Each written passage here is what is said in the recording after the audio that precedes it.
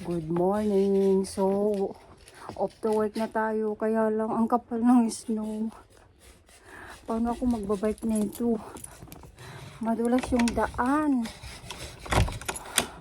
So, kailangan kong magdahan-dahan magbike. Ang kapal ng snow. Oh, tignan nyo, may nagkukuskus na doon. Nagpapala siya. Kasi ang kapal ng snow sa bubong ng bahay. Oh. So, tignan nyo yung ano namin, no, basurahan. Sobrang kakapal na niya. Grabe. Kunin natin yung bike natin at mag-ano na tayo. Magtrabaho na tayo. Late na nga ako eh.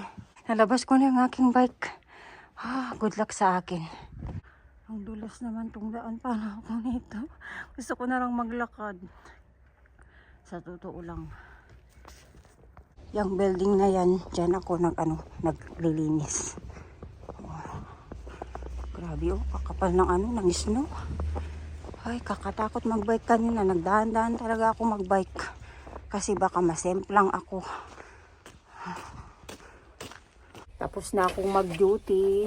So, pahirapan na naman tayong magbike nito. Kasi sobrang kapal pa rin yung snow at ang lamig. Magdahan talaga akong magbike. Abutin tayo ng 30 minutes magbike. Kasi madulas ang daan. Tulak ko na lang tong aking bike at ako'y maglakad na lang. Kasi ang dulas oh. Yellow siya, yellow. Oh my gosh. Ayaw na ayaw ko pag ganito yung bike natin. Oh, di ba?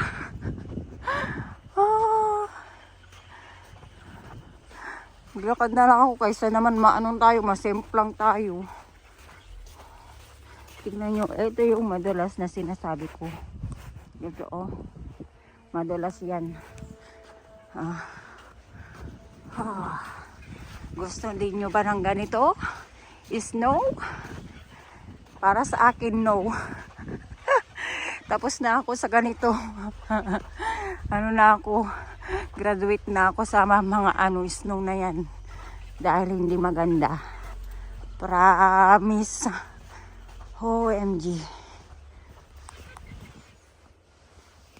Pinagtitignan ako ng mga dumadaan na sasakyan. Sabi bakit inaakay na yung yung bike niya. Siyempre naman para sa aking safety kaysa magbike ka, 'di ba? Yung babae nga doon, akay-akay na din yung bike niya kasi ayaw niyang din masimple. Oh my goodness. Grabe nang hingal ako doon. Ang layo nung nilakad ko. May bike nga. Pero hindi ka naman pwede magbike. Kasi madulas sobra yung daan. O diba? Si Papa Please hindi nga pumasok eh.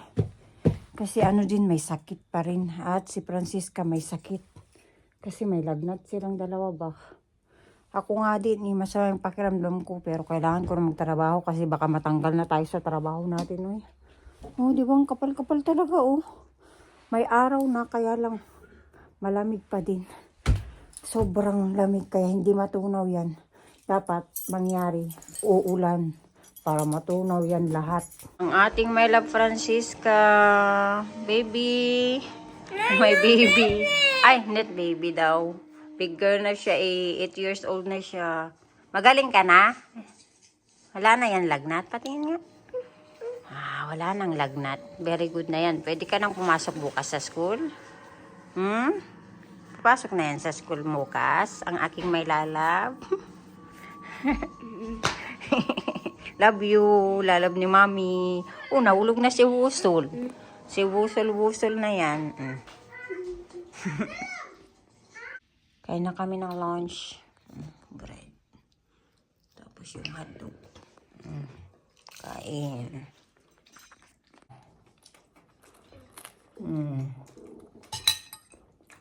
Lijkt me niet verstandig dat ze morgen naar school gaat.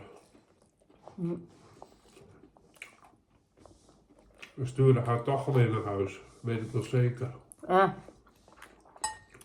Yung Francisca nog niet naar school morgen dan. Nee, Francisca? wat niks. At mamaya magtrabaho din ako ulit. Doon naman tayo sa restaurant magtrabaho. Sana may bus na dumaan. Pag makapal pa naman ang snow, walang bus. Sarap ng hotdog. Lalo hotdog.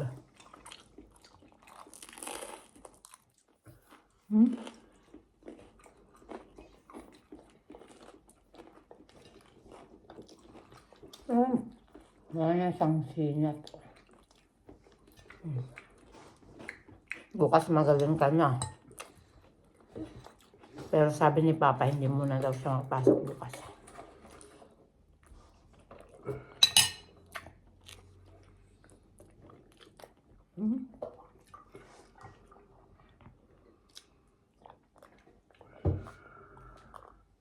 Dahil sa makapal na snow sa labas, walang bus today, kaya wala akong pasok. Pasok sana ako, kaya lang walang bus. Kaya tumawag ako, sabi ko mag-pray na lang ako kasi wala akong masakyan. Ito yung mahirap pag wala kang kotse. Kaya kailangan mag-aral ka. Mary Ann, para magkaroon ka ng driving license at magkaroon ka ng kotse. Na lang ako, mag-supermarket kasi nga wala na kaming gulay, tapos tinapay, karne. Kasi nga nung bago kami nagbakasyon, hindi na ako nag-supermarket. Kaya wala na kaming tinapay, karne, tapos cheese at gatas. So mag-bike ako. So yung gamitin ko ay yung backpits. Mas okay yung backpits ko kasi nga 3 yung gulong. Hindi ako masemplang doon. Kaya yun ang gamitin kong pang supermarket. Scott! Ala, nauntog siya. Nauntog. Tingnan nyo yung sasakyan din namin. Punong-puno ng snow yung bubong niya. Wag nang magkutsi kasi nga nakakatakot mag-drive. Kaya ni Papa Pres yung aking backpage doon, lalabas niya. At ako'y mag-supermarket na. Ang ating Myla Francisca tulog. Wanan mo na kita na mag-supermarket na si Mama kasi bukas baka mas makapal yung snow. Mahirapan akong mag-bike niyan. Love you, nak. Punta na akong supermarket. Tignan nyo naman yung bike natin, diba? 3 yung gulong niya. Hindi na tayo masemplang. Diba? Grabe, negative 3 pala ngayon. Kaya sobrang lamig.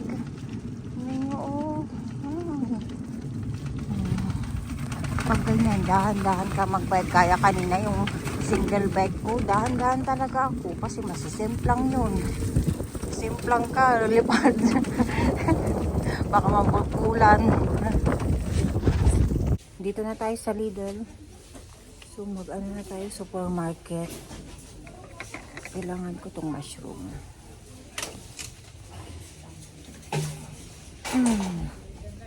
Tapos corn.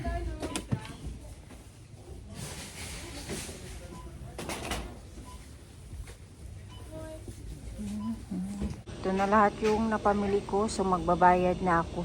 Ito na akong cashier.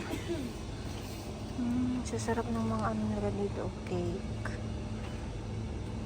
Mga na siya. Sale. Lagay natin lahat itong napamili natin dito sa ating backpits. Buti na lang malaki ang ating backpits. Makasya niya ang isang cart. Punong-puno yung cart natin. Kasi nga, ilang linggo kaming walang supermarket. 1 week ata, more than 1 week ata kaming hindi nag-supermarket. Gawa nung nagbakasyon kami, ayaw namin masiraan kami ng mga gulay at prutas. Kaya ang pinagbibili ko mga prutas, mga gulay, karne, tinapay, gatas. Tignan nyo, punong-puno ang ating ano, back pizza. As in, punong-puno.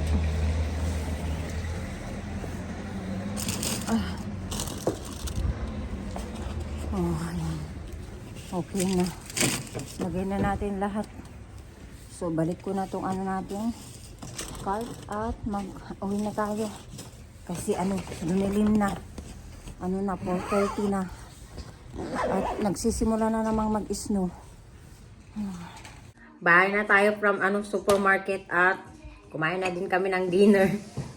Sobrang ako, struggle kanina dun sa daan. Muntik akong mahulog sa sa kanal na maliit doon sa pinagbabaykan ko pag pumupunta akong supermarket. Kasi ang ang dulas, yung ice kanina na siya, yung nag-frozen kasi nga -3. So yung mga snow na mga bumagsak, nagiging ice yan siya ng buo. So yun, madulas na madulas, Papa. Si Papa. Sinabi ko sa kanya, muntik akong madulas talaga ba? Kakatakot. Ayoko nang ayoko nang mag-bike. Maglakad na lang ako next time. Kahit 3 pala yung gulong ng bike ko, madulas pa rin. Ganun siya, oh. Gamanin siya. Buti na lang na-control ko yung monobela ko. Kung hindi, tayo dun sa sa kanal, kasama yung mga napamili natin kanina sa Lidl. So bukas hindi pa rin magpasok si Francisca sa school kasi nga kami code red. So walang mga taxi mag-drive.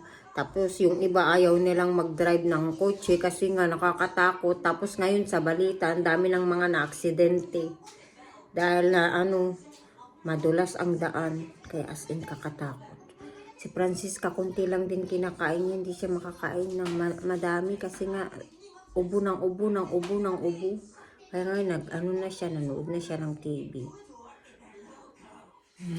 At ako'y maghugas ng aming mga pinagkainan.